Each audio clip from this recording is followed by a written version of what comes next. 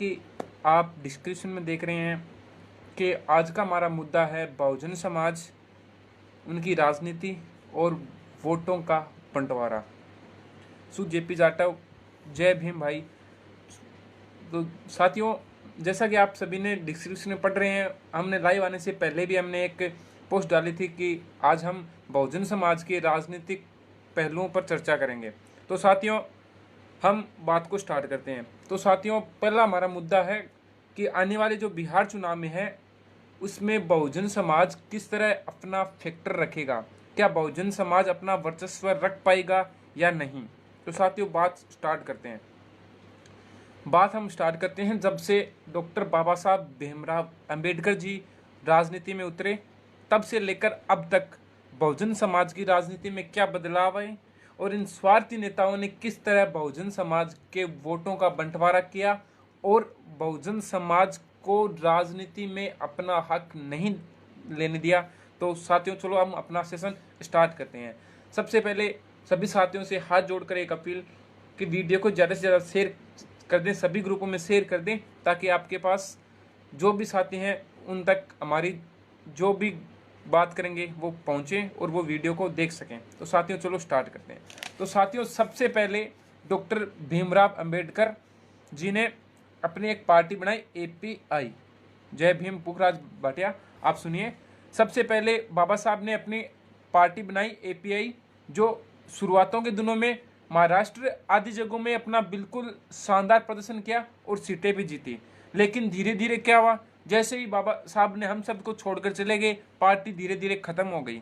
फिर आए माननीय काशीराम जी, उन्होंने बहुजन समाज पार्टी की स्थापना की और उन्होंने बहुजन समाज को सत्ता में लाकर खड़ा भी कर दिया।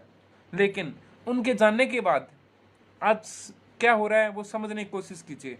आज भारत में बहुजन समाज के नाम पर किसने राजनीतिक पार्टियां और किसने राजनीतिक दल और कितने सामाजिक संगठन बने हुए हैं, साथियों समझने की कोशिश कीजिए।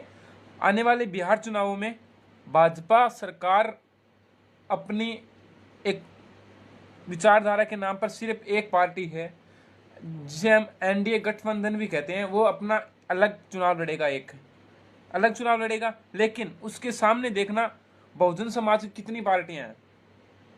हम समझने की कोशिश करें तो मायावती जी की बहुजन समाज पार्टी, चंद्रशेखर आजाद की आजाद समाज पार्टी, लालू प्रसाद यादव की पार्टी, नीतीश कुमार की पार्टी, ये सभी दलित हितैषी होने का दावा करती हैं और ये कहती है कि हम दलितों को और बहुजनों को सत्ता में लाएंगे। लेकिन क्या साथियों, इस तरह बंटकर सत्ता प्राप्त की जा सकती है? आप ही बताइए साथियों, क्या हम अलग अलग जगहों पर चुनाव लड़कर सत्ता प्राप्त कर सकते हैं? समझने की कोशिश कीजिए। अगर हम क्या आजाद समाज पार्टी, बहुजन समाज पार्टी या लालू प्रसाद यादव की पार्टी या नीतीश कुमार की पार्टी, जब ये सभी बहुजन समाज को सत्ता में लाने का दावा कर रहे हैं, तो क्यों वो एक साथ आकर चुनाव नहीं लड़ सकते? क्या उन्होंने अलग अलग पार्टी बनाने की क्या जरूरत पड़ी?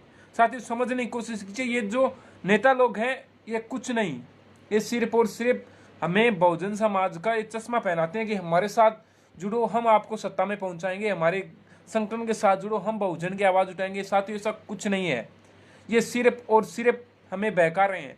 अगर इनका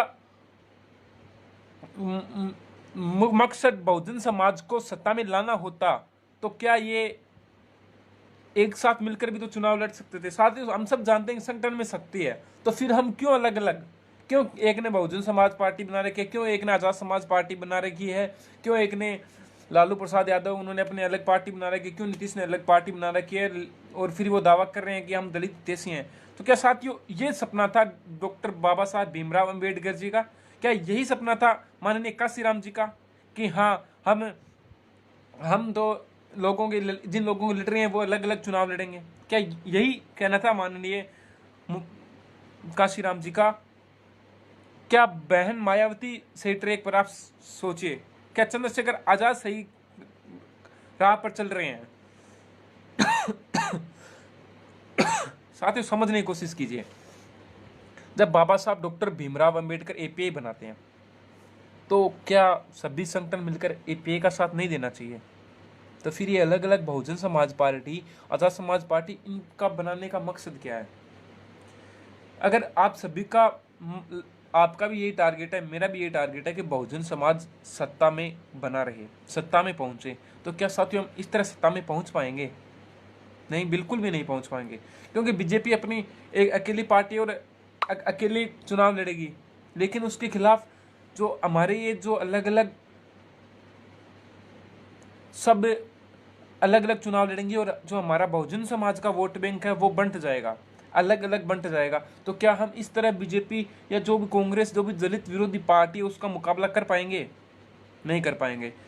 आप समझने की कोशिश कीजिए, मेरे सामने 5 लोग खड़े हैं, मैं बहुजन समाज का एक लीडर हूँ, मैं भाजपा का एक सदस्य हूँ, मेरे सामने 5 लोग खड़े हैं, एक ने मायावती, एक तरफ चंद्रशेखर आजाद खड़ा है, एक तरफ लालू प्रसाद यादव खड़ा है। अगर वो मिलकर आएंगे तो वो मेरा मुकाबला कर सकेंगे, लेकिन क्या वो अलग अलग एक एक आकर एक मजबूत शक्तिशाली चीज का मुकाबला कर पाएंगे? बिल्कुल भी नहीं कर पाएंगे। तो साथियों समझने की कोशिश कीजिए, तो इस तरह कैसे बहुजन समाज को सत्ता मिल पाएगी साथियों? ये बहुत ही चिंता का विषय है साथियों।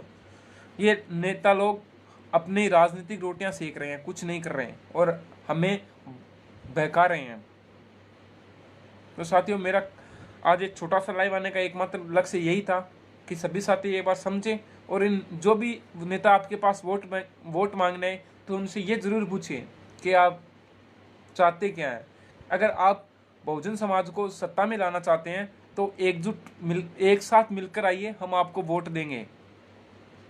साथियों समझने की कोशिश कीजिए, जो भी बहुजन समाज का लीडर आपके पास आता है कि मुझे वोट दीजिए, मैं आपको सत्ता में ले जाऊंगा, तो आप उनसे ये सवाल जरूर कीजिएगा कि क्या आप इस तरह अलग अलग संगठन बनाकर सत्ता प्राप्त कर सकेंगे क्या? उनसे एक अपील जरूर कीजिए कि सभी एक साथ आइए तो हम आपके साथ खड़े हैं। इस तरह अगर अलग अलग आएंगे तो हम आपके साथ खड़े नहीं होंगे। तो साथियों आप अगर इस तरह बात करेंगे तो उनको बात जरूर समझ में आएगी, तो हो सकता है वो एक मंच पर आके खड़े हो जाएं। सभी साथियों का धन्यवाद लाइव सेशन में जुड़ने के लिए। अगर मेरी बातें अच्छी लगी हो तो वीडियो को शेयर कीजिए। जय हिंद, जय भारत।